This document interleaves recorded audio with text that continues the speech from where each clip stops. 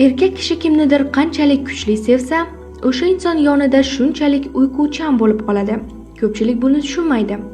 Ammo erkaklar har kimning yonida ham uxlab qolavermaydi. Ular faqat o'zini xotirjam his qiladigan inson yonida bo'shashadi. Erkak ishonadigan ayol yonida bo'lsa, ichidagi taranglik sekin-asta yo'qoladi. Himoya devorlari tushadi. Asab tizimi tinchlanadi. Ongi esa xavf, stress va mas'uliyatni doimiy kuzatishdan to'xtaydi. Shu sababli u divanda, tizzangizda yoki sizning yoningizga kelishi bilanoq to'satdan charchoqni his qiladi. Bu hurmatsizlik yoki zerikish ham emas, bu uning ichki hissidir. Erkaklar butun umr xushyor holatda yashaydi, himoya qiladi, ta'minlaydi, oldindan o'ylaydi. Hammasini nazoratda tutishga harakat qiladi.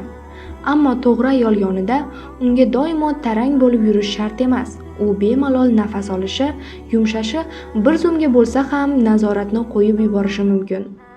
Bu uyquchanlik zaiflik emas, bu yaqinlikdir. Insoniy muhabbatning eng tabiiy va samimiy ko'rinishidir.